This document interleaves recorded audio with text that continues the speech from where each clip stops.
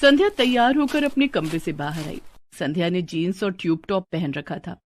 अरे संध्या बेटी, कहाँ जा रही हो? माँ, आज मैं रजनी के साथ शॉपिंग पर जा रही हूँ। परसों कॉलेज में हमारी फेयरवेल पार्टी है, उसके लिए ड्रेस खरीदनी है। ये तुमने कैसे कपड़े पहने हैं संध्या? आधा बदन दिख रहा है। जरा ढंग के कपड़े पहन लो, अब तुम्हारी शादी होने वाली है। शादी के बाद तुझे ऐसे कपड़े पहनने को नहीं मिलेंगे। अरे माँ, ये आजकल का फैशन है, मॉडर्न जमाना है। मैं तो शादी के बाद भी ऐसे ही कपड़े पहनूंगी। तुम बस मेरे लिए सास भी मॉडर्न ढूंढना जो मेरी तरह कपड़े पहनती हो। इतना बोलकर संध्या अपनी सहेली रजनी के घर चली गई। दोनों सहेलियां फेयरवेल पार्टी के लिए शॉपिंग करने मॉल गई। संध्या ने काफी मॉडर्न कपड़े खरीदे। शॉपिंग करके दोनों अपने अपने घर आ गए। अच्छा रजनी, मिलते हैं फेयरवेल वाले दिन। ओके संध्या, बाय। संध्या की कॉलेज की पढ़ाई पूरी हो चुकी थी। परसों फेयरवेल पार्टी थी। पार्टी में संध्या ने काफी मॉडर्न कपड़े पहने। कॉलेज की पढ़ाई खत्म होने के बाद संध्या के माता पिता उसकी शादी के लिए लड़के देखने लगे। एक दिन संध्या को देखने के लिए लड़के के माता पिता आए।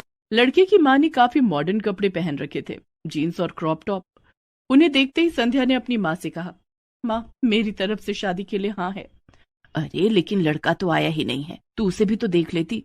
अरे माँ, लड़के की माँ इतनी मॉडर्न है तो लड़का भी मॉडर्न ही होगा। मुझे मेरी सास बहुत पसंद है।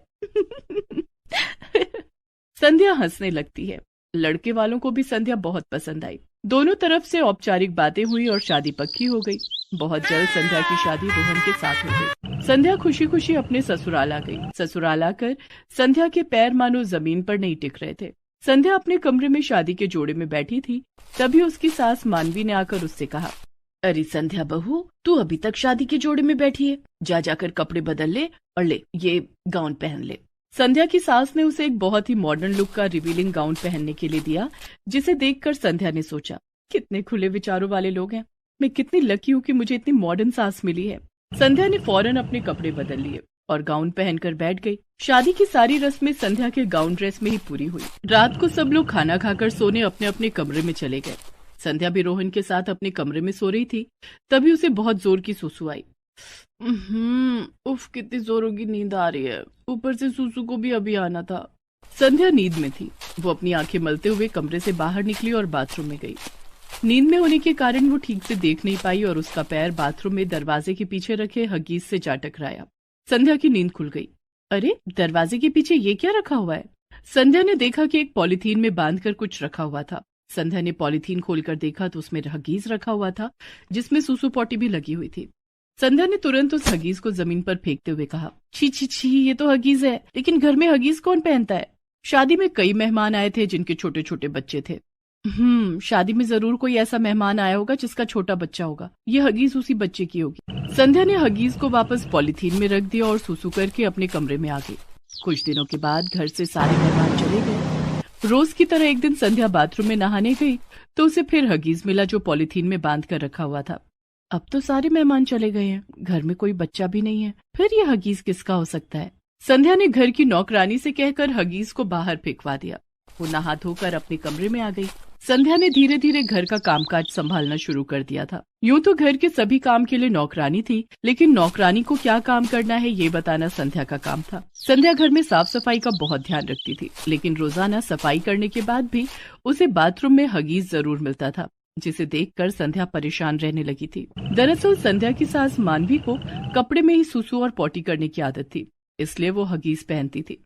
इस बात से अनजान संध्या एक दिन मानवी से बोली, माँ जी, ना जाने हमारे बाथरूम में रोज हगीज कौन रख जाता है। मुझे तो अपनी नौकरानी ललिता पर शक है।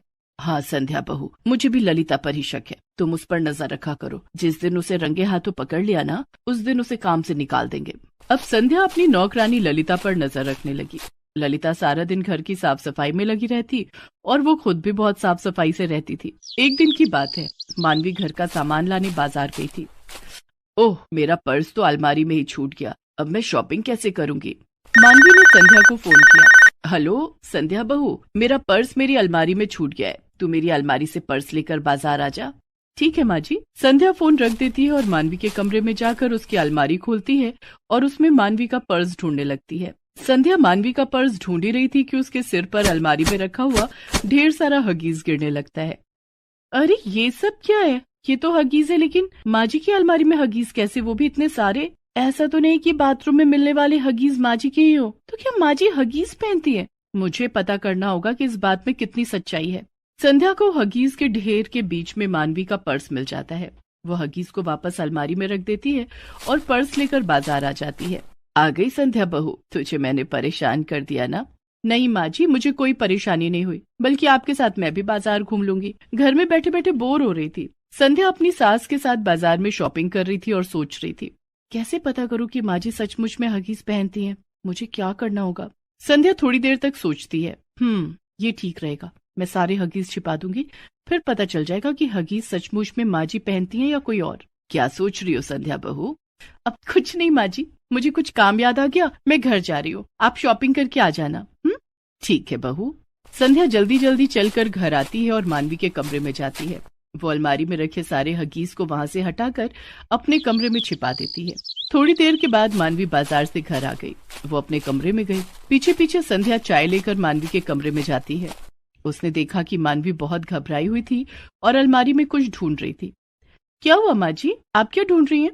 संध्या बहू, मैंने अलमारी में अपनी सोने की चेन रखी थी, वो नहीं मिल रही है। मानवी अलमारी में चेन का बहाना बनाकर हगीज ढूंढने लगी और तभी घबराहट में उसकी सूसू निकल गई। संध्या ने देखा कि उसकी सास मानवी के चेहरे के हाव भाव कुछ बदल गए थे। क्या हुआ माँ जी, आप ठीक तो है ना? अब संध्या बहू, मैं ठीक हूँ। मैं दवाई लेने मेडिकल स्टोर जा रही हूँ, मेरे सिर में बहुत दर्द है।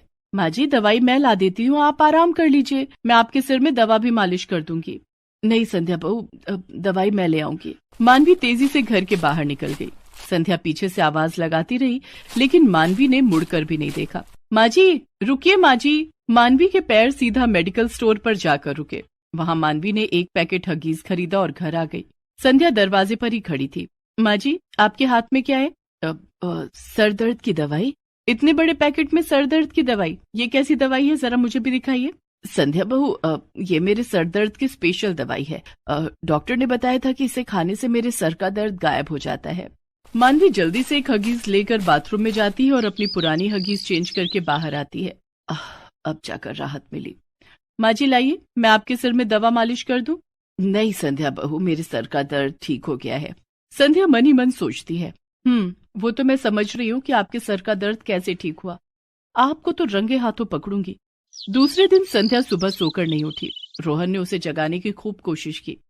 संध्या उठो, दिन के 10 बज गए हैं। रोहन, आज मेरे सर में बहुत दर्द है, तुम माँ जी से सर दर्द की दवाई मांग कर ले आओ, उनके पास सर दर्द की बहुत अच्छी दवाई है।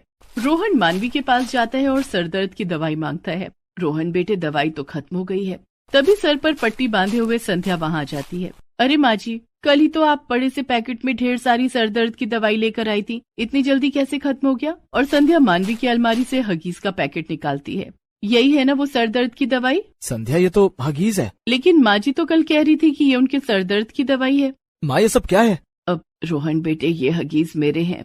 क्या आप हगीज पहनती हैं? हाँ बेटे, तुम दोनों मुझे माफ कर दो। अब हमेशा से मैं हर बात पर बहुत जल्दी घबरा जाती हूँ और इस कारण मेरी सुसु पॉटी निकल जाती थी, इसलिए मैं हगीज पहनती हूँ। इसलिए मैं जीन्स पहनती हूँ ताकि हगीज अच्छे से फिट रहे। मैंने सोचा था कि मेरी सास मेरी तरह मॉडर्न है इसलिए जीन्स पहनती हैं। मुझे क्या पता था कि आप हगीज फिट रखने के लिए जीन्स पहनती हैं। आपने हगीज के लिए ललिता को दोषी बताया, उसे नौकरी से निकालने की बात कह रही थी। मुझे माफ कर दे बहू। कोई बात नहीं माँ जी, आपने हमें पहले क्यों नहीं बताया? हम आज ही आपको डॉक्टर के पास ले जाएंगे। उस दिन रोहन और संध्या मानवी को डॉक्टर के पास ले जाते हैं और मानवी का इलाज करवाते हैं। डॉक्टर की दवाई से मानवी की सुसु पॉटी निकल जाने वाली बीमारी ठीक हो जाती है और मानवी हगीज पहनना छोड़ देती है।